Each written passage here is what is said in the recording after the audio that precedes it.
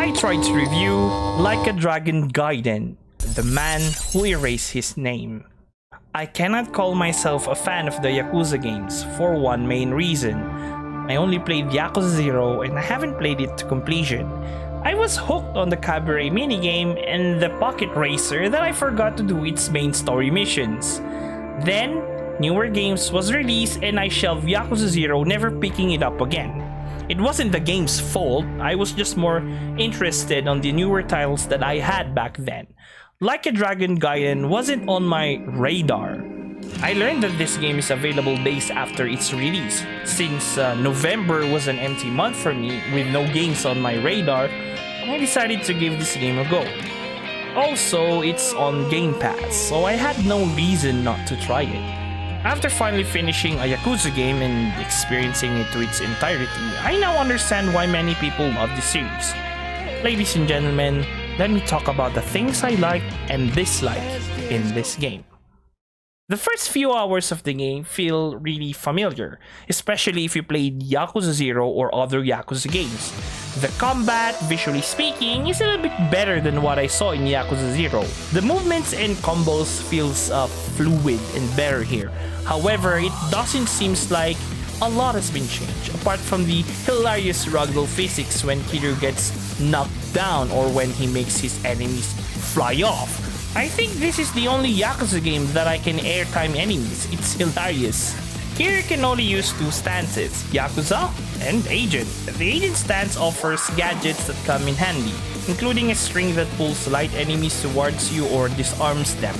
This string can also be used while exploring Sotenbori and the castle, the two small open areas in this game, to retrieve items from hard-to-reach places. There's a pair of shoes that boost you, turning your enemies into bowling pins, an exploding cigarette, and drones that slightly damage your enemies. I rarely use the cigarettes and drones since they tend to disrupt the fast-paced combos of the Agent stance. You need to hold down the buttons to use these gadgets. The Yakuza stance is similar to Brawler stance. I think it's the same stance. It features lower attacks compared to the Agent stance. Aside from the gadgets and the absence of the beat stance, there's not much that's new here. Even the combo inputs are painfully similar, raising concerns that this game might be a lazy cash grab, just a slightly altered copy of Yakuza 0. I started to worry that this might result in a bad experience. Even the side activities here are nearly the same. They removed the dancing minigame, which I enjoyed a lot in Yakuza 0. While I understand why they removed it, it's a shame that Pocket Racer made a return, but not the disco. The game is still filled with tons of minigames that can consume a lot of your time, like a casino in the castle that I didn't even enter once, a Japanese card game that I can understand, shogi, mahjong, billiard pool, darts, the Sega arcade games, karaoke, though I am unsure if there are new songs here or if they reuse songs from older titles. I'm just glad Bakamita is here. It's my favorite song in this series. Dame da ne, dame yo, dame nane yo. And of course, the cabaret. The cabaret is really weird to me. The two times I tried this minigame, it made me flinch. I don't know why though. I experienced the Cabaret Club Manager minigame in Yakuza 0 and I got addicted to that. You also chat up one of your hosts there like you're an actual client. I've also watched my fair share of gravure and collected photos of JAV idols in Yakuza 0. Maybe because the ladies are in live action now and they're interacting with Kiryu, by extension me, it's creeping me out. And I avoided that minigame. If you're into that kind of thing, I think you'll enjoy this dating sim minigame. Not me though. Do you think I'm unique? I think so. そう思う。ああ、やっぱりそうなんですね。 What 自 is 分でも this? そう思います。 Why did I do this? It's really awkward. Giving me weird feelings. Made cafe? Oof, what the fuck would I say that to a woman? A favorite food then. Thanks but no thanks. Among the numerous minigames, there are two major side activities in this game. The first one is the Akame network. You can take requests directly from Akame or explore the world to undertake mundane requests or save people from being beaten down, scattered inside Mori and the castle. The requests you get directly from Akame, the ones with a story, are a mixed bag. Some have good stories with surprising twists that genuinely shocked me. Once you need to see to believe. Unfortunately, the requests you do later in the game become repetitive and outright boring. You'll fight a golden samurai, collect 7 golden balls, battle 3 different gangs that feels the same, and recruit fighters for your clan in the coliseum. The coliseum is the other major side activity you can engage in within this game. It hosts various events that can be participated in by Kiryu himself or by one of the fighters you recruit. These events include one-on-one battles or tournaments, the Hell Rumble where your character fights a gang of enemies, and the Hell Team Rumble. This mode is similar to the Cabaret Manager minigame in Yakuza 0, but instead of hostesses, you recruit fighters. The fighters level up, some with background stories, especially those recruited through the Akame request. Fighters come in different rarities. Naturally, the higher the rarity, the stronger they are. There are also different classes: Power, Guard, and Support. A little heads up about this mode. It can get chaotic. With lots happening on the screen simultaneously, sometimes you can't see what is what. And most of the time, you'll find yourself button mashing due to the chaos. The camera angles in this game, combined with the crowded scenes, might occasionally block your view. There's also a special event that can only be unlocked if you receive a text message, which I didn't get, so I haven't tried this event yet. The Coliseum also has ranks from Bronze to Platinum, and naturally, as you progress in rank, the difficulty of the matches will increase. Engaging in all these activities, including dining at restaurants, will level up the Akame network. By doing so, Akame rewards you with money and Akame points. These points can be utilized to enhance certain abilities of Kiryu or to purchase items in the Akame store. Looking strictly at the gameplay of this game, it might be considered below average in today's standard. It features a decades-old combat system and has seen minimal changes. While the minigames might be addictive, we've seen all of these before. It's like they've ported some of the minigames from older titles, updated their graphics, and called it a day. Speaking of graphics, the enemies' face models look dated compared to the faces of the supporting and main characters. Seeing Kiryu's face side by side with these ones looks weird. And I think Kiryu's face is also not mocap, and yet his face looks leagues better. This contributes to an overall feeling of playing a dated game. Then, it dawned on me. Yakuza games aren't primarily about groundbreaking gameplay or graphics that will melt our GPUs. They provide us with a simple yet entertaining game. Yakuza games, in my opinion, follow an 80-20 rule. 80% focus on the story and 20% on the gameplay. Players don't delve into this game for its innovative mechanics, but rather for its simple yet charming gameplay, masterful storytelling, exceptional voice acting, and the iconic cast of characters, all of which remain present in this game. When I played Yakuza 0 and delved into the story, I was captivated. Kiryu, with the stoic, pressure-resistant, and unwaveringly loyal character, becomes someone I admired greatly. He's kind of a person I aspired to be when I was younger. But it wasn't just Kiryu. Almost all the characters in that game were exceptionally well crafted, feeling real, alive, and frankly indescribably amazing. Surprisingly, I didn't even finish the game, stopping around chapter 7 or 8. In Like a Dragon Gaiden, the characters still meet those high standards. Akame is my favorite character in this game, following Kiryu, of course. She's an intriguing individual, both funny and beautiful.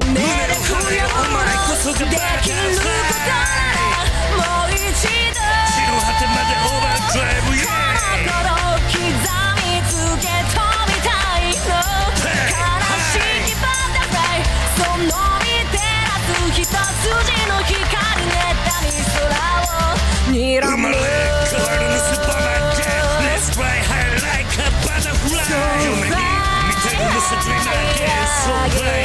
the fuck?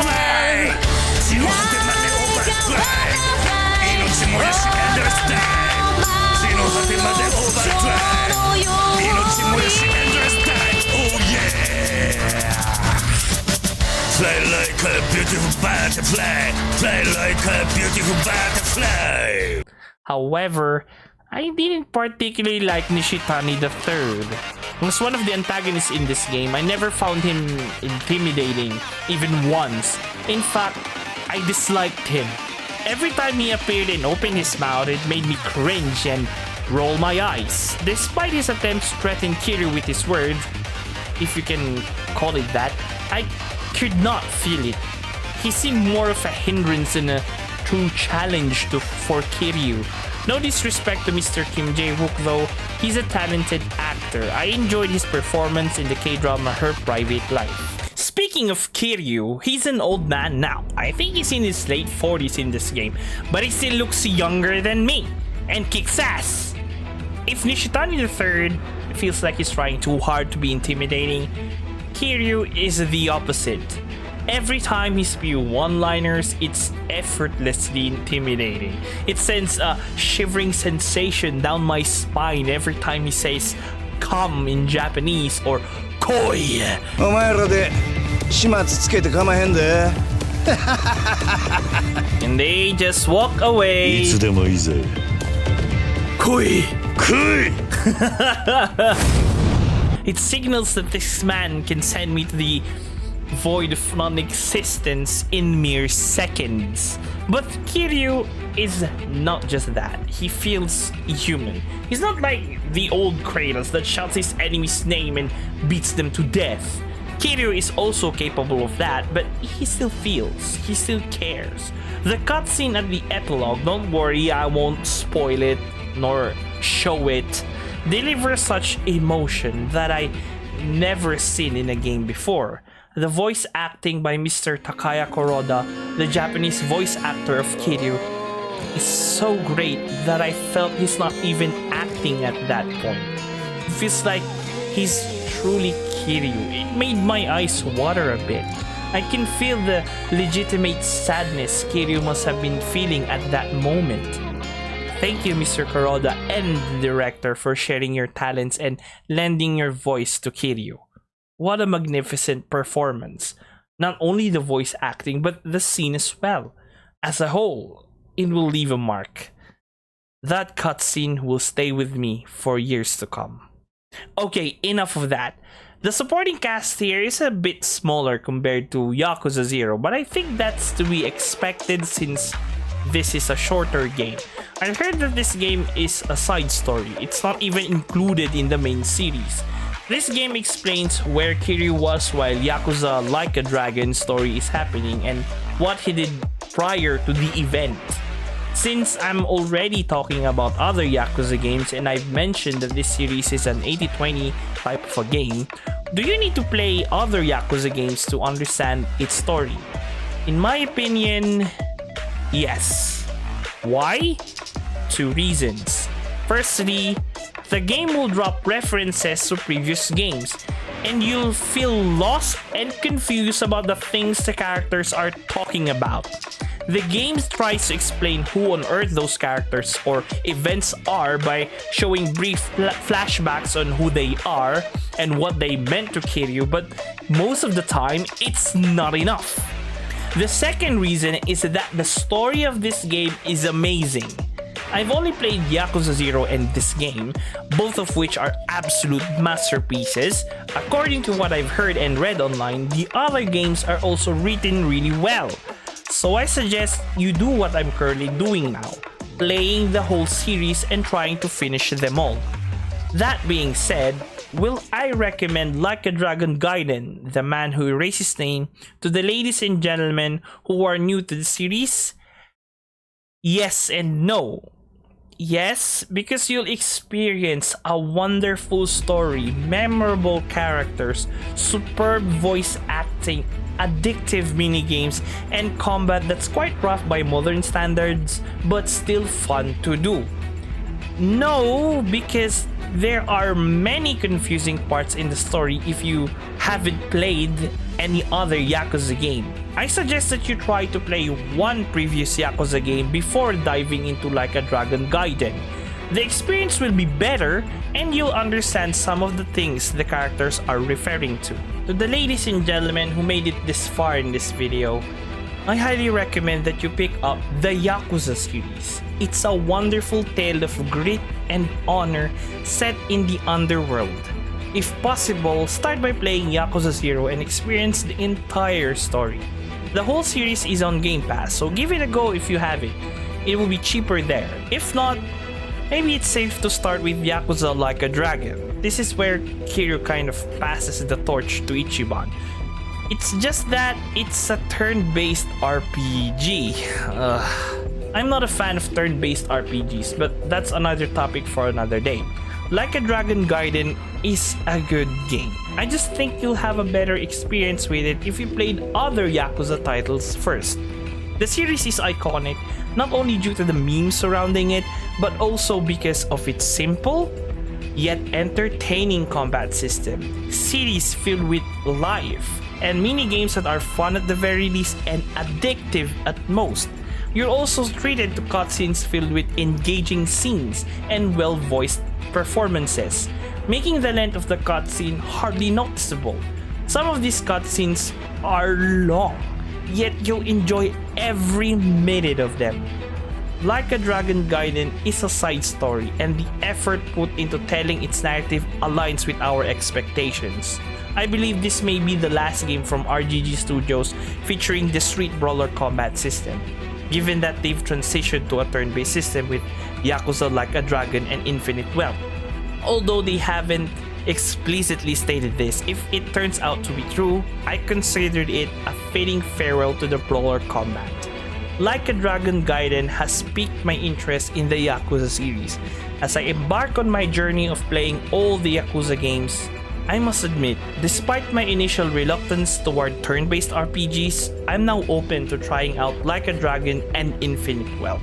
If this is how they tell their stories, create immersive worlds, and produce captivating cutscenes, I'm willing to overlook a gameplay system that I found boring and immersion breaking. Thank you very much for watching and listening. See you on the other one. Goodbye. This is too painful to watch! There's more where that came from later. Right now, there's actually something I want to tell you. Kusano! Jori-san? What's going on? You know this guy? Sorry to bother you. I'm an acquaintance of Kusano's. What are you doing here? You're taking your lines word for word from Chot DDT again, aren't you? What? So what if I am? You're gonna try and tell me I'm wrong for asking for help? Yeah. No, I'm telling you that genuine communication is better than imperfect communication. If you got something important to say, don't go searching for the cleanest, best edited version. Take a risk for once. Speak from your own heart. I told you to write me a heartfelt confession to Takaishi-san. Takaishi, that get my feelings across. I'm trying here. You're just gonna stand there invalidating my efforts? What efforts? At this point, you're kidding yourself if you think you're not just a robot listening to another robot's order.